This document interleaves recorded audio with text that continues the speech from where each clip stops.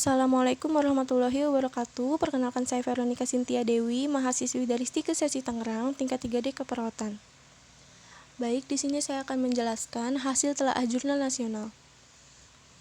Di sini ada judul jurnalnya, yaitu hubungan sumber air minum dengan kandungan tata koliform dalam air minum rumah tangga.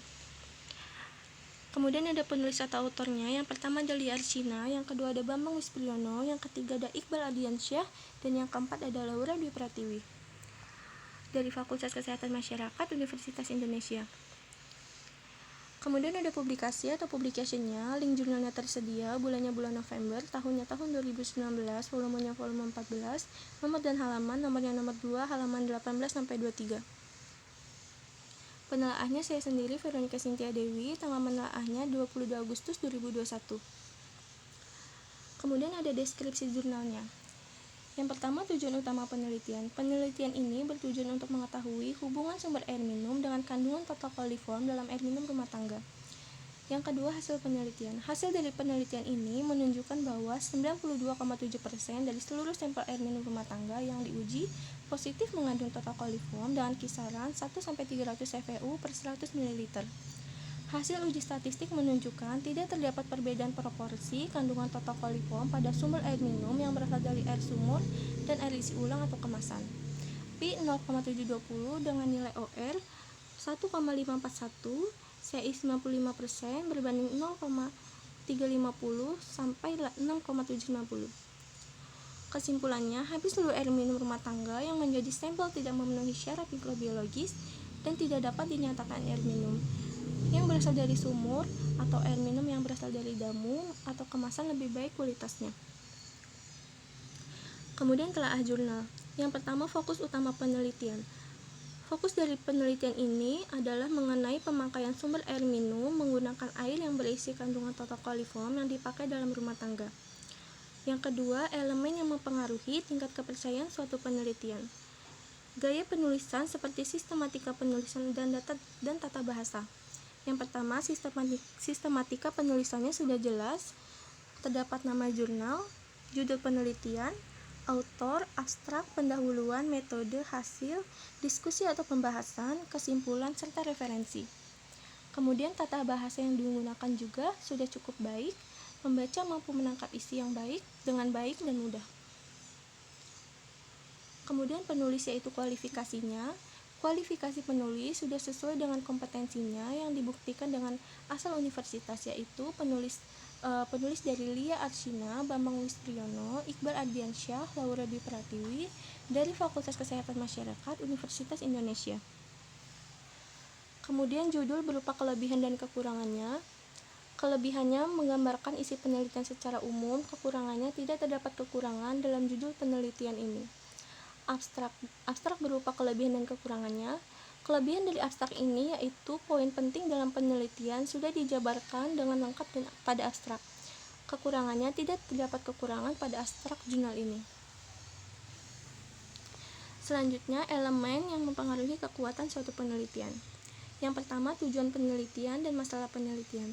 Tujuan dari penelitian ini yaitu untuk mengetahui faktor higien sanitasi pada sumber air minum dan adanya kandungan tata koliform pada air minum.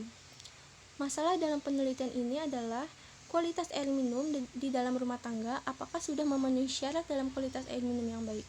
Karena dalam air tidak boleh mengandung tata koliform dalam air minum karena keberadaannya menandakan terjadi kontaminasi. Yang kedua, sistematika penulisan atau konsistensi logis. Penulisan ini telah memenuhi kriteria logis dan konsisten. Sistematika penulisan runtut dan padu. Kemudian pertanyaan penelitian dan hipotesis. Tersirat pertanyaan, bagaimana kualitas higien pada air minum dalam rumah tangga? Apakah terdapat tata koliform dalam air minum? Kemudian sasaran penelitian ini adalah keluarga atau rumah tangga. Kemudian pertimbangan etnikal. Penulis tidak mencantumkan definisi operasional dalam penelitian ini, tidak dituliskan uraian terkait definisi operasional. Kemudian metodenya. Desain penelitian adalah menggunakan teknik wawancara menggunakan kuesioner karena berinteraksi langsung ke masyarakat. Pengumpulan data ini menggunakan Dari raw data penelitian survei kebersihan dan kesehatan lingkungan masyarakat Kota Depok tahun 2019, di mana peneliti merupakan bagian dari tim peneliti penelitian tersebut. Yang kedua, penelitian tersebut dilakukan pada 3 kecamatan, namun hanya diambil satu kecamatan saja, yaitu Kecamatan Bojongsari, untuk dianalisis lebih lanjut dalam penelitian ini.